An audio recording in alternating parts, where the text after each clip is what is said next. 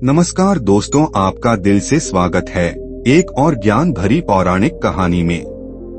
आज हम आपको इस कहानी के माध्यम से यह बताने वाले हैं कि भगवान किसका साथ देते हैं और क्यों देते हैं। यह सब जानने के लिए वीडियो में लास्ट तक बने रहें। सत्यव्रत और विष्णु की अद्भुत लीला, सत्य और धर्म का प्रतीक। मित्रों, बहुत समय पहले की बात है। त्रेतायुग का वह काल जब पृथ्वी पर धर्म और अधर्म के बीच संतुलन बनाए रखने के लिए देवताओं और मनुष्यों का गहरा संबंध था। उस युग में भारतवर्ष के दक्षिण में एक राज्य था, विजयनगर। यह राज्य अपनी समृद्धि और शांति और न्यायप्रियता के लिए प्रसिद्ध था। यहाँ के राजा सत्यव्रत न केवल वीर योद्धा थे, बल्कि अपनी सत्यनिष्ठा और प्रजावत्सलता के कारण देवताओं में तक सम्मानित थे। दोस्तों, सत्यव्रत का नाम उनके गुणों का परिचायक था। उनके राज्य में किसी को कोई भी शिकायत नहीं थी। राजा हर जरूरतमंद की सहायता करते, अपनी प्रजा को अपने बच्चों की तरह मानते और सदैव धर्म के मार्ग पर चलते। राजा का जीवन आदर्श था, लेकिन उनके हृदय में एक गहरी पीड़ा छिपी थी। राजा हमेशा अधूरापन महसूस करता था। राजा सत्यव्रत और उनकी पत्नी माधवी एक दूसरे से अत्यंत प्रेम करते थे, लेकिन उनके जीवन में एक बड़ा अभाव था। वे निसंतान थे। वर्षों से उन्होंने पुत्र प्राप्ति के लिए अनेक यज्ञ किए, ऋषियों का आशीर्वाद लिया और भगवान विष्णु की आराधना की, किंतु हर प्रयास व्यर्थ गया। दोस्तों, राजा ने अपने राजकाज में कभी इस पीड़ा को जाहिर नहीं होने दिया, लेकिन रात के अंधकार में वे अपने एकाकीपन को लेकर रोया करते थे। रानी माधवी भी भगवान से यही प्रार्थना करती कि उन्हें ऐसा पुत्र मिले जो न केवल उनके कुल का नाम रोशन करे, बल्कि धर्म की रक्षा के लिए प्रेरणा बने। राजा का दिव्य स्वप्न और संकल्प। दोस्तों, एक रात राजा को स्वप्न आया। उन्होंने देखा कि भगवान विष्णु शेषनाग पर विराजमान होकर उनसे कह रहे हैं, हे सत्यव्रत, तुम्हारी तपस्या अधूरी है। यदि तुम पुत्र की कामना रखते हो तो राज्य और राज सुख का त्याग करो, वन में जाकर तप करो और धर्म की परीक्षा के लिए तैयार हो जाओ। दोस्तों, राजा ने यह स्वप्न देखा और तुरंत समझ गए कि यह संकेत केवल उनका नहीं, बल्कि समस्त मानवता का भाग्य बदलने वाला है। अगले ही दिन उन्होंने रानी से इस विषय में बात की। माधवी ने अपनी सहमति देते हुए कहा, स्वामी, यदि आपका तप हमारे कुल और प्रजा के लिए कल्याणकारी है, तो मैं इस त्याग के लिए तैयार हूँ। यह हमारा धर्म है। राजा सत्यव्रत की वनगमन और तपस्या। सत्यव्रत ने अपना राजपाट अपने छोटे भाई को सौंप दिया और रानी माधवी के साथ वन की ओर प्रस्थान किया। वे गंगा के पवित्र तट पर पहुँचे, जहाँ ऋषि मुनियों का वास था। उन्होंने वहीं रहकर कठिन तपस्या करने का निश्चय किया। उनकी तपस्या इतनी गहन थी कि आसपास के जानवर भी उनकी शांति से प्रभावित हो गए। दिन रात सत्यव्रत और माधवी भगवान विष्णु की साधना करते। उन्होंने भोजन और पानी तक का त्याग कर दिया। समय जैसे ठहर गया। ऋषि और देवता भी उनके समर्पण को देख अचंभित थे। राजा सत्यव्रत के प्रति देवताओं का भय और इंद्र की चाल। सत्यव्रत की तपस्या से देवताओं की सभा में हलचल मच गई। इंद्रदेव को यह भय सताने लगा कि कहीं सत्यव्रत की तपस्या इतनी प्रभावशाली न हो जाए कि वह स्वर्गलोक पर अधिकार कर ले। उन्होंने अपनी अप्सराओं को आदेश दिया कि वे सत्यव्रत की तपस्या भंग करें। अप्सराएं अपनी मोहक अदाओं से सत्यव्रत को विचलित करने का प्रयास करने लगी, लेकिन सत्यव्रत का मन पर्वत की तरह अडिग था। उन्होंने न केवल अपने मन को नियंत्रित किया, बल्कि उन अप्सराओं को समझाया कि यह तपस्या उनकी प्रजा और समस्त पृथ्वी के कल्याण के लिए है। अप्सराएं उनकी विनम्रता और दृढ़ता से प्रभावित होकर वापस लौट गईं। भगवान विष्णु का प्रकट होना। सत्यव्रत की तपस्या जब अपने चरम पर पहुंची तो भगवान विष्णु शंख, चक्र, गदा और पद्म धारण किए हुए प्रकट हुए। चारों ओर दिव्य प्रकाश फैल गया और ऐसा प्रतीत हुआ जैसे समय ठहर गया हो। माधवी और सत्यव्रत ने विष्णु को प्रणाम किया। दोस्तों, भगवान विष्णु ने प्रसन्न होकर कहा, हे सत्यव्रत, तुम्हारी तपस्या ने मुझे प्रसन्न किया है। तुम्हारी सत्यनिष्ठा और धर्मप्रियता अद्वितीय है। मैं तुम्हें वरदान देता हूँ कि तुम्हें एक पुत्र का जन्म होगा और वह न केवल तुम्हारे कुल को गौरवान्वित करेगा बल्कि धर्म की रक्षा और अधर्म के विनाश में महत्वपूर्ण भूमिका निभाएगा। लेकिन याद रखना, उसका जीवन कठिन परीक्षा और चुनौतियों से भरा होगा। दोस्तों, इस वरदान को पाकर सत्यव्रत और माधवी का हृदय आनंद से भर गया। विष्णु के जाने के बाद उन्होंने गंगा में स्नान करके भगवान को धन्यवाद दिया और राज्य लौटने की तैयारी की। इस प्रकार सत्यव्रत की तपस्या और भगवान विष्णु के वरदान से कहानी की शुरुआत होती है। उनके पुत्र धर्मसेन के जीवन में आगे क्या हुआ, यह कथा का मुख्य भाग है, जिसमें धर्म और परीक्षा के अद्भुत उदाहरण देखने को मिलते हैं। इसलिए वीडियो में बने रहें, कहानी और भी अच्छी होने वाली है। बहुत समय पहले की बात है।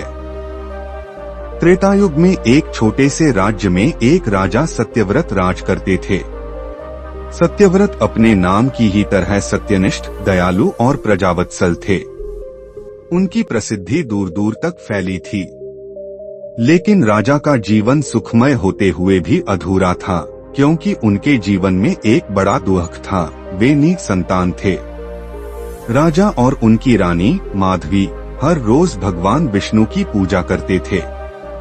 राजा ने अपने राज्य की हर सीमा पर मंदिर बनवाए थे और हर जरूरतमंद की सहायता करते थे। फिर भी उनकी गोद सूनी थी। इस दुख से परेशान होकर एक दिन राजा ने अपनी गद्दी छोड़कर वन में तपस्या करने का निश्चय किया। सत्यव्रत ने घने जंगल में जाकर कठिन तपस्या शुरू की। उनका तप इतना कठोर था कि कुछ ही वर्षों में उनके चारों ओर का वातावरण शांत हो गया। देवता भी उनकी तपस्या देखकर चकित हो गए। इंद्र को यह भय हुआ कि कहीं सत्यव्रत उनके सिंहासन के लिए खतरा न बन जाएं। इंद्र ने राजा की तपस्या भंग करने के लिए अपनी अप्सराओं को भेजा, लेकिन सत्यव्रत की तपस्या अडिग रही। आखिरकार भगवान विष्णु स्वयं राजा के सामने प्रकट हुए। विष्णु ने उनसे कहा, हे सत्यव्रत, तुम्हारी तपस्या ने मुझे प्रसन्न किया है।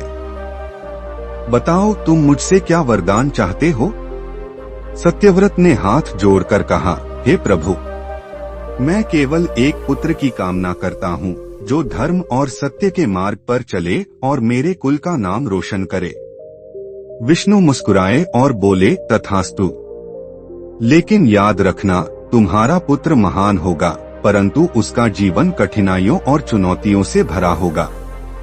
दोस्तों, कुछ वर्षों बाद माधवी ने एक पुत्र को जन्म दिया। उसका नाम रखा गया धर्मसेन। धर्मसेन में बचपन से ही अद्भुत गुण थे। वह अपने पिता की तरह दयालु और सत्यवादी था। वह जितना तेजस्वी था उतना ही निर्भीक भी। लेकिन जैसे जैसे धर्मसेन बड़ा हुआ, अजीब घटनाएं होने लगी। एक बार वह जंगल में शिकार के लिए गया।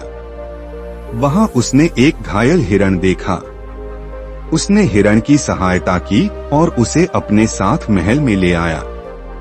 लेकिन उसी रात एक साधु महल में आया और उसने राजा से कहा, तुम्हारे पुत्र ने जिस हिरण को बचाया है वह वास्तव में एक शापित गंधर्व है। धर्मसेन को इसकी सहायता करने के लिए कठिन परीक्षा देनी होगी। पहली परीक्षा, न्याय का पालन। एक दिन राज्य के दो किसानों में विवाद हो गया। दोनों का दावा था कि एक ही भूमि का टुकड़ा उनका है। धर्मसेन ने उनकी बात सुनी और भूमि को दोनों में बांटने का आदेश दिया। लेकिन तभी आकाशवाणी हुई, हे धर्मसेन, तुम्हारा निर्णय न्याय संगत है, लेकिन इसे अधिक गहराई से सोचो। धर्मसेन ने ध्यान लगाया और पाया कि भूमि का असली मालिक एक बूढ़ा किसान है, जो वहां उपस्थित भी नहीं था। उसने अपनी गलती सुधारी और बूढ़े किसान को भूमि लौटाई। इससे राज्य में उसकी न्यायप्रियता की ख्याति फैल गई। दूसरी परीक्षा, असुरों का आक्रमण। कुछ वर्षों बाद राज्य पर असुरों का हमला हुआ। असुरों के सेनापति महाकाल ने राज्य को पूरी तरह से घेर लिया। राजा सत्यव्रत ने अपनी सेना का नेतृत्व किया, लेकिन असुरों की शक्ति इतनी अधिक थी कि उन्हें पराजय का सामना करना पड़ा। तब धर्मसेन ने अपने पिता से कहा, पिताजी, मुझे अनुमति दीजिए कि मैं युद्ध का नेतृत्व करूं। धर्मसेन ने अपनी वीरता और बुद्धिमानी से असुरों को परास्त कर दिया, लेकिन महाकाल ने उसे एक शाप दिया, तुम्हारे जीवन में कभी शांति नहीं रहेगी और तुम्हें हर कदम पर कठिनाइयों का सामना करना पड़ेगा। धर्मसेन की भक्ति और विष्णु का आशीर्वाद। महाकाल के शाप से दुखी होकर धर्मसेन ने भगवान विष्णु की आराधना शुरू की। वह रोज नदी के किनारे बैठकर भजन गाता और विष्णु की स्तुति करता। एक दिन भगवान विष्णु ने उसे स्वप्न में दर्शन दिए और कहा, हे धर्मसेन, जीवन में कठिनाइयां तुम्हें इसलिए मिल रही हैं क्योंकि तुम्हारा कर्म महान है। तुम धर्म के रास्ते पर चलकर न केवल अपना बल्कि कई अन्य प्राणियों का उद्धार करोगे। अंतिम परीक्षा, आत्मा का त्याग। एक दिन राज्य में भयंकर अकाल पड़ा। लोगों के पास न खाने को अनाज था, न पीने को पानी। धर्मसेन ने राज्य की सारी संपत्ति गरीबों में बांट दी। जब कोई उपाय नहीं बचा तो उसने भगवान विष्णु से प्रार्थना की। विष्णु ने परीक्षा लेने के लिए एक साधु का रूप धारण किया और धर्मसेन के पास आए। उन्होंने कहा, हे राजकुमार, यदि तुम सच में अपने प्रजा का भला चाहते हो तो अपने जीवन का बलिदान दे दो। तुम्हारे बलिदान से धरती पर पुनः हरियाली लौट आएगी। धर्मसेन ने बिना किसी हिचकिचाहट के अपना जीवन देने की तैयारी कर ली। जैसे ही वह बलिदान देने वाला था, भगवान विष्णु अपने असली रूप में प्रकट हुए और कहा, हे धर्मसेन, तुम्हारी परीक्षा समाप्त हुई। तुम्हारे बलिदान की आवश्यकता नहीं है। तुम्हारा जीवन केवल धर्म और सत्य के लिए बना है। अब तुम्हारा राज्य सुख समृद्धि से भर जाएगा। भगवान विष्णु के आशीर्वाद से राज्य में हरियाली लौट आई और प्रजा सुखी हो गई। धर्मसेन ने अपने जीवन का उद्देश्य समझा और अंत तक धर्म और सत्य के मार्ग पर चलते रहे।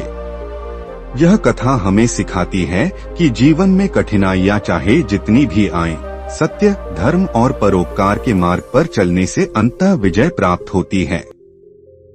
भगवान हमेशा उन्हीं का साथ देते हैं जो निस्वार्थ भाव से दूसरों की सेवा और भलाई करते हैं। यह कथा हमें सिखाती है कि जीवन में कठिनाइयां चाहे जितनी भी आएं, सत्य, धर्म और परोपकार के मार्ग पर चलने से अंततः विजय प्राप्त होती है। भगवान हमेशा उन्हीं का साथ देते हैं जो निस्वार्थ भाव से दूसरों की सेवा और भलाई करते हैं। दोस्तों, भगवान विष्णु और धर्मसेन की कहानी आपको कैसी लगी? कमेंट करके जरूर बताएं। और ऐसी ही पौराणिक कहानी जानने के लिए हमारे चैनल बुद्ध ज्ञान को सब्सक्राइब जरूर करें। नमो बुद्धाय नमः।